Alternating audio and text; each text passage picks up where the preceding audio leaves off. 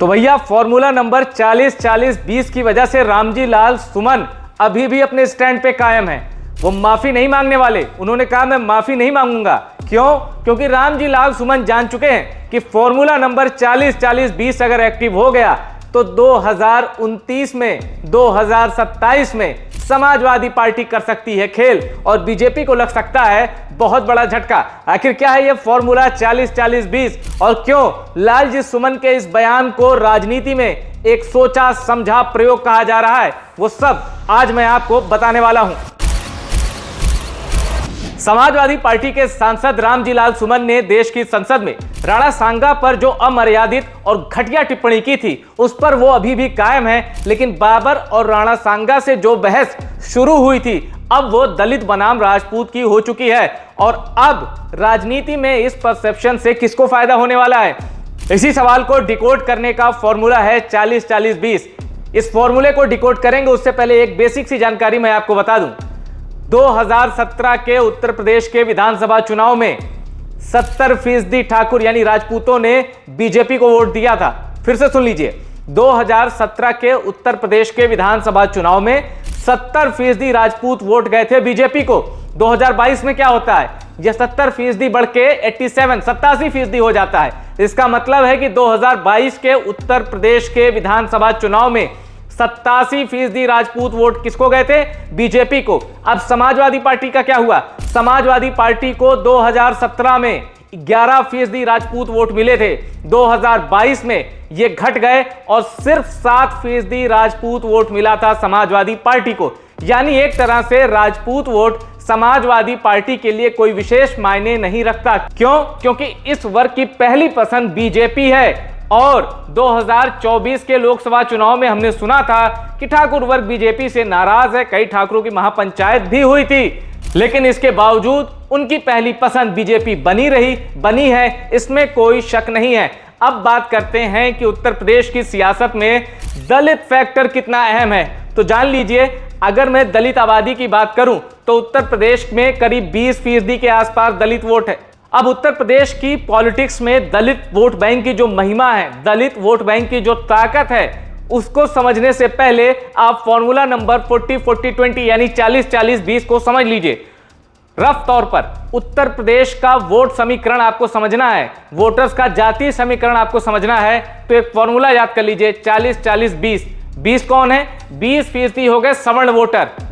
उसके बाद 40 कौन हो गए, 40 हो गए ओबीसी वोटर्स। अब बाकी के 40 में कौन हो गया, दलित प्लस मुस्लिम, यानी 40-40-20 दलित प्लस मुस्लिम। उत्तर प्रदेश में इनकी आबादी रफली बता रहा हूं मैं, बैठती है 40%।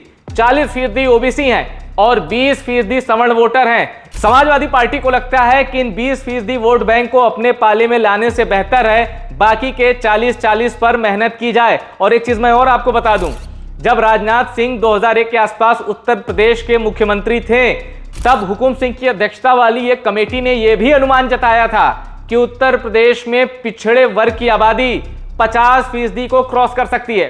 इसका मतलब है कि पिछड़ा वर्ग, जिसको मैं ओबीसी कह रहा हूं और जिसकी आबादी अभी मैं आपको 40% बता रहा हूं, अगर जातिगत जनगणना हो गई, जिसकी मांग कांग्रेस समाजवादी पार्टी लंबे समय से कर रहे हैं, तो यह भी मुमकिन हो सकता है कि जो हमें कागज पे 40% दिख रहा है असल में वो 50% के भी पार निकल जाए। तो ऐसे में पोलराइजेशन का खेल जो है वो शुरू हो चुका है और टारगेट पर है 2027 का यूपी विधानसभा चुनाव। और इसीलिए बाबर और राणा सांगा के नाम से जो विवाद शुरू हुआ था अब उसे दलित बनाम राजपूत की संज्ञा दी जा रही है। क्यों? क्योंकि राजपूतों के एक संगठन ने रामजी लाल सुमन के घर पर बुलडोजर लेके अटैक कर दिया। इसके बाद संसद में भी यह मुद्दा गूंजा और यह भी गूंजा कि कैसे लॉ एंड ऑर्डर की खुलेआम धज्जियां उड़ाई जा रही हैं। एक दलित सांसद के घर राजपूतों से जुड़ा एक संगठन अटैक करता है और अपने आप ये पूरा परसेप्शन बाबर और राणा सांगा से हटकर दलित वर्सेज राजपूत का बन जाता है या बना दिया जाता है, वो आप समझिए। लेकिन इतना तय है कि कास्ट इक्वेशन पे दलित फैक्टर सबसे ज्यादा भारी है। अब यहां एक इंपॉर्टेंट चीज मैं आपको और शेयर करता हूं।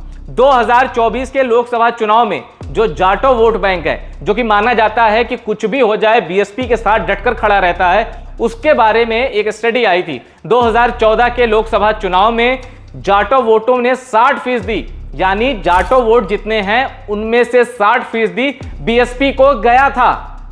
बीजेपी को मिले थे सिर्फ 10% जाटो वोट, बाकी के जो 30% हैं वो कांग्रेस और समाजवादी पार्टी के गठबंधन को गया था। यानी अखिलेश यादव और राहुल गांधी अगर ये गठबंधन करते हैं तो इनके लिए इस वोट बैंक में बहुत तगड़ा स्पेस है। और संविधान विरोधी, अंबेडकर विरोधी राजनीतिक चक्रव्यूह में बीजेपी को जबरदस्ती घसीटकर एक सिनेरियो तो बदला है, राजनीतिक परिदृश्य थोड़ा सा बदला है।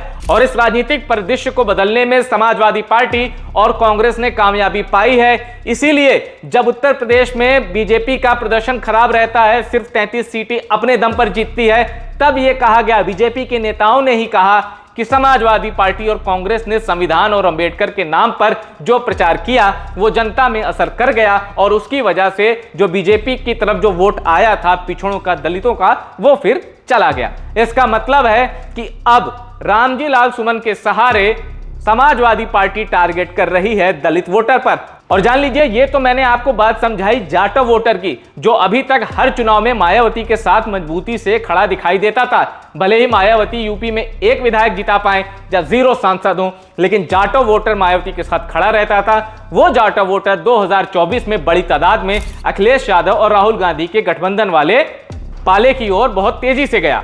बीजेपी के लिए दलितों को साधना इस वक्त की सबसे बड़ी चुनौती है। बीएसपी 2022 के विधानसभा चुनाव में 13% वोट भी हासिल नहीं कर पाई थी। यानी जो पार्टी 2007 से लेकर 2012 तक उत्तर प्रदेश में पूर्ण बहुमत की सरकार बनाकर राज कर रही थी, वो पार्टी 2022 में 13% वोट भी नहीं पा सकी।